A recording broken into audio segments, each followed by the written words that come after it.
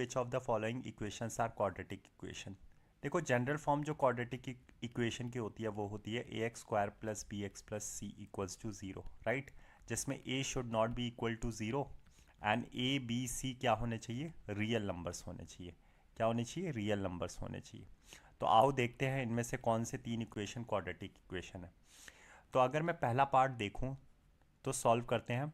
5x² minus 8x, ठीक है, ये फर्स्ट पार्ट में सॉल्व कर रहा हूँ। 5x² माइनस 8x कितना हो जाएगा, -21, and then minus plus 6x, ठीक है।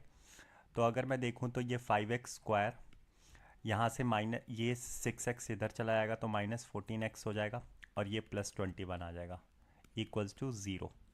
तो बिल्कुल ये क्वाड्रेटिक इक्वेशन के फॉर्म में आप देखो, a x square plus b x plus c आ रहा है, ठीक है। A should not be equal to zero और a b c real number है, बिल्कुल ये हो जाएगा क्वाड्रेटिक इक्वेशन, ठीक है। सेकंड पार्ट देखते हैं। तो अगर मैं सेकंड पार्ट देखूं, इसको थोड़ा सा अब नीचे कर लेते हैं, अब आपने कंडीशन देख ही ली है। तो सेकंड पार्ट अगर मैं सॉल्व कराने जाऊं तो ये कितना हो जाएगा, 3x² then x into 1 plus x -4 को 3x से मल्टीप्लाई करोगे तो कितना हो जाएगा, -12x and then -4, right. Right hand side में अगर देखूं तो 3x² हो जाएगा, है ना, 3x² हो जाएगा। 3x प्लस 2 कितना हो जाएगा, 6x हो जाएगा, एंड देन -x हो जाएगा, एंड देन फिर उसके बाद -1 इंटू 2 -2 हो जाएगा। तो अगर मैं इसको सॉल्व करूं तो ये क्या हो जाएगा, देखो 3x² से तो 3x² कट गया। अब आप जैसे ही 3x² x² ही टर्म कट गई तो आपको पता चल गया कि ये जो है ये जनरल फॉर्म नहीं बनेगा क्वाड्रेटिक इक्वेशन का, ठीक है। क्योंकि यहाँ पे देखो क्या बनेगा, -11x -4, और ये 6x -x 5x हो जाएगा, और ये -2 हो जाएगा। 6x को इधर लाऊं, ये 5x को इधर लाऊंगा तो कितना हो जाएगा, -16x, और ये -4 + 2 -2 इक्वल्स टू ज़ीरो। तो ये तो क्वाड्रेटिक इक्वेशन नहीं आ रहा है यहाँ पे। हाई जो डिग्री है वो कितनी है, 1 है, ठीक है। हाईएस्ट पावर जो x की है वो 2 होनी चाहिए, तब जाके क्वाड्रेटिक इक्वेशन बनता है, राइट। और a b c real number होने चाहिए, a should not be equal to zero. तो ये वाला जो सेकंड पार्ट है वो नहीं है, ठीक है, quadratic equation. It's not a quadratic equation. अब थर्ड का देख लेते हैं, ठीक है। थर्ड को इधर कर लेते हैं ताकि हमारे पास स्पेस भी रहे। तो अगर मैं थर्ड देखूं तो थर्ड मेरे से बोल रहा है 7x³ -2x² plus 10 equals to 2x। देखो यहाँ तो क्यूब ही दिख रहा है मुझे, यहाँ स्क्वायर से तो क्यूब आने नहीं वाला, ठीक है, फिर भी सॉल्व कर लेते हैं। तो ये 2x का करूँगा तो ये आ जाएगा 4x², ठीक है, +5 a minus b the whole square लगा रहा हूँ, तो a² प्लस b², यहाँ पे 25 हो जाएगा, -2ab, है ना। तो ये कितना, ठीक है, तो ये सीधा सीधा -20x आ गया। अब जैसे ही आप इसको, आप वैसे तो यहाँ पे भी सीधा लिख सकते हो, यहाँ पे भी मेंशन कर सकते हो, बट अगर आप इसको सॉल्व ही कर रहे हो तो आप 7x³ लिख लो, ये हो गया -6x² +20x, और यहाँ 25 इधर गया तो ये -15 इक्वल्स टू ज़ीरो। तो ये तो क्यूबिक इक्वेशन आ रही है, it's not a quadratic equation. देखो x की हाईएस्ट पावर 3 आ रही है, सो 3 वाला भी क्वाड्रेटिक इक्वेशन नहीं है। तो आई होप आपको समझ में आया होगा, ठीक है। Thank you and have a nice day, do take care of yourself. Is x equals to 5 a solution of the quadratic equation x² -2x -15 equals to zero, and is x equals to -3 a solution of the quadratic equation 2x² -7x + 9 equals to zero. देखो solution होना, अगर ये बोल रहा है कि क्या x equals to 5 एक सॉल्यूशन है क्वाड्रेटिक इक्वेशन का, मतलब अगर ये सॉल्यूशन है x इक्वल्स टू 5 तो ये इस क्वाड्रेटिक इक्वेशन को सेटिस्फाई करेगा। सो अगर मैं पहला पार्ट देखूं, फर्स्ट पार्ट अगर मैं सॉल्व करने जाऊं तो कैसे चेक करूंगा, मैं x की वैल्यू रख दूंगा इस क्वाड्रेटिक इक्वेशन में, ठीक है। अगर तो left hand side equal to right hand side आ गया तो बिल्कुल ये एक सॉल्यूशन है, और अगर नहीं आया तो ये सॉल्यूशन नहीं है, मतलब x की जो वैल्यू है वो गिवन गलत है, ठीक है। x equals to 5। अब x इक्वल्स टू 5 जैसे ही मैंने रखा तो x मेरी इक्वेशन थी x square minus 2x minus 15 equals to 0। तो मतलब 5 का स्क्वायर माइनस 2, जहाँ जहाँ इक्वेशन में x है वहाँ पे वैल्यू पुट कर दो x की, माइनस 15 इक्वल्स टू 0। तो कितना आ गया 25। 25 माइनस 10 माइनस 15 इक्वल्स टू 0। बिल्कुल ये आ रहा है 25 माइनस 25 बिल्कुल 0 है, तो 0 इक्वल्स टू 0। यस, सो पहला वाला तो है, x जो है वो क्या है, एक x इक्वल्स टू 5 एक सॉल्यूशन है ऑफ द क्वाड्रेटिक इक्वेशन।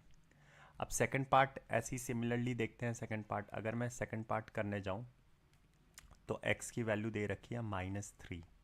तो जहां जो जो इक्वेशन में x है वहां पे -3 पुट करो, अगर लेफ्ट हैंड साइड 0 के बराबर आ जाता है तो बिल्कुल क्वाड्रेटिक इक्वेशन का ये सॉल्यूशन है। ठीक है, तो 2 इंटू -3 का square -7 into -3 plus 9 equals to 0। तो 2 इंटू -3 का स्क्वायर 9, और ये कितना हो जाएगा -7 इंटू -3 21 प्लस 9 इक्वल्स टू 0। तो ये तो 18, देखो सारे पॉजिटिव साइन दिख रहे हैं तो ऑब्वियस ही बात है 0 तो आने नहीं वाला है ना। तो ये कितना आ जाएगा 30 plus 48 which is 48 is not equal to 0।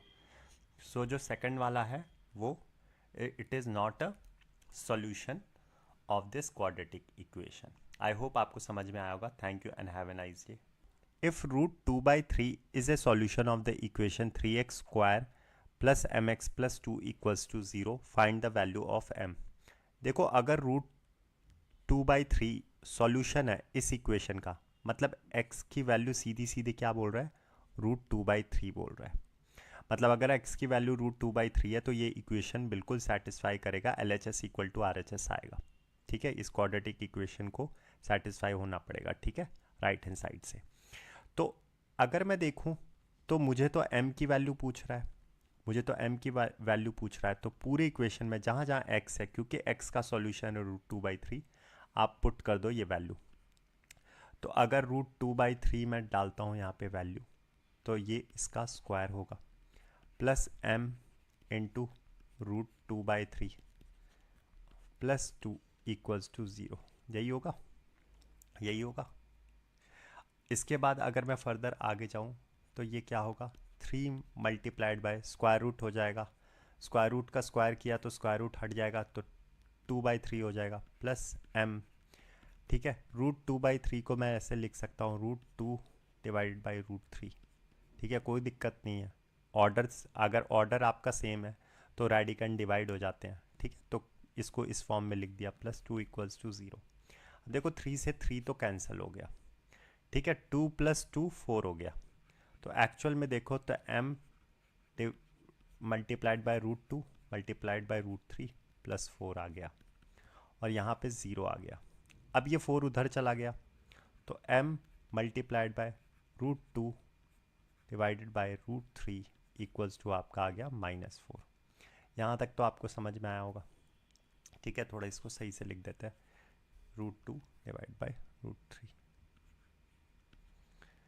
अब मुझे m की वैल्यू चाहिए तो रूट 3 को उधर ले जाओ, तो m किसके बराबर आ गया -4 multiplied by root 3 divide by root 2। ऊपर नीचे रूट 2 से मल्टीप्लाई कर दो रैशनलाइज करने के लिए। ठीक है, तो ऊपर तो आ गया -4। अब देखो रूट 3 रूट 2 मल्टीप्लाई हो जाएंगे, ऑर्डर सेम है, दोनों स्क्वायर रूट है। जब ऑर्डर सेम रहते हैं और मल्टीप्लिकेशन होता है तो रेडिकेंड मल्टीप्लाई हो जाते हैं। तो ये जो रूट 4 है यहाँ पे मल्टीप्लाई हो जाएगा रूट 6, और नीचे आ जाएगा रूट 2 इंटू रूट 2, ये भी मल्टीप्लाई हो जाएगा तो 2 हो जाएगा। ये 2 से 2 कैंसिल हो जाएगा क्योंकि मल्टीप्लाई साइन है, तो 2 जो आंसर आ गया वो m की वैल्यू आई -2 रूट 6। ठीक है, तो आई होप आपको ये समझ में आया होगा, काफ़ी आसान क्वेश्चन था। Thank you and have a nice day, bye. तो स्टार्ट करते हैं फोर्थ क्वेश्चन से। 2/3 and 1 are the solution of the equation mx square plus nx plus 6 equals to 0. Find the values of m and n। तो m और n का value आपको find करना है। आपके पास दो सॉल्यूशन दे दिए हैं x के, तो जैसे ही सॉल्यूशन दिया आपको क्या है इक्वेशन में पुट करना है। तो जैसे कि यहाँ पे पहला जो दिया है x की वैल्यू वो है 2/3 और दूसरा जो x की वैल्यू दिया है वो क्या दिया है 1 दिया है। तो पहले x इक्वल्स टू 2/3 आप पुट कर लो। तो जैसे ही x इक्वल्स टू 2/3 पुट करेंगे तो यहाँ पे मैं करता हूँ आपके लिए, ठीक है, यहाँ सॉल्व करता हूँ। तो जैसे ही आपने x की वैल्यू 2/3 पुट की तो m इंटू 2/3 का होल स्क्वायर, ठीक है, प्लस n इंटू 2/3 प्लस 6, ये किसके इक्वल है 0 के इक्वल है। और यहाँ पे आप दूसरी इक्वेशन पुट कर सकते हो, कौन सी, x इक्वल्स टू 1। तो m इंटू 1 का whole square plus n into 1 plus 6 equals to 0। दो इक्वेशन बनेगी आपकी सीधी सीधी। सो देखो यहाँ पे क्या होगा, यहाँ पे 4/9 इक्वल्स टू m, क्योंकि 2 का स्क्वायर 3 का स्क्वायर, फिर उसके बाद 2/3 n प्लस 6 इक्वल्स टू 0 आ जाएगा। अब या तो 9 या 3 का एलसीएम ले लो या पूरे इक्वेशन को 9 से मल्टीप्लाई कर दो, ठीक है। 9 और 3 का एलसीएम आपको पता 9 है, तो पूरी इक्वेशन को 9 से मल्टीप्लाई कर दो। तो ऊपर तो 9 कट जाएगा तो 4m लिख देता हूँ। यहाँ पे 9 मल्टीप्लाई करूँगा तो 9 3 से कटेगा, ठीक है। तो 3 कितने से आएगा, 3 ज़ा 9, तो यह 6n आ जाएगा। और यहाँ 9 से मल्टीप्लाई करूँगा तो 9 6 ज़ा कितना हो जाएगा 54 आ जाएगा। तो ये सीधा आ जाएगा 54 इक्वल्स टू 0। तो पहली इक्वेशन अगर मैं दिखाऊँ तो 4m plus 6n equals to -54 आ गया।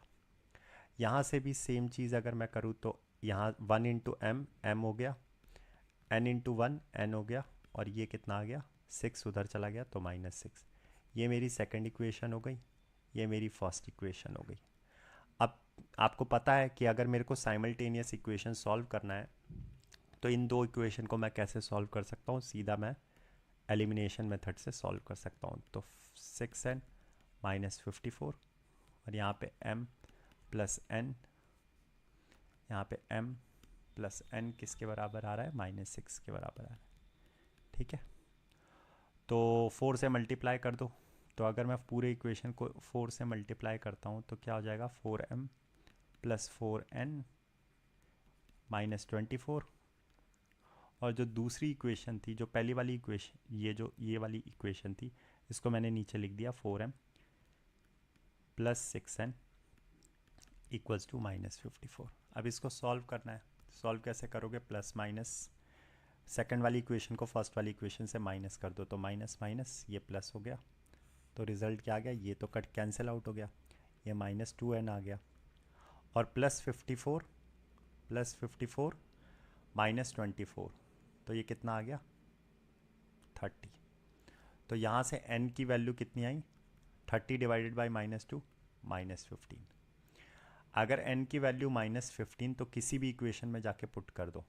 तो मैंने सेकंड वाली इक्वेशन देखी, बहुत आसान थी, m plus n equals to -6 दिया था। मैंने यहाँ पे m -15n की वैल्यू रखी और यहाँ 6 था, तो -15 उधर गया तो +15 -6, तो m की वैल्यू कितनी आ गई, m की वैल्यू आ गई 9। तो ये है आपका आंसर, m तो आया 9 और n आया कितना -15, ठीक है। तो ये आंसर होंगे आपके। आई होप आपको ये समझ में आया होगा। Thank you and have a nice day, do take care of yourself, bye.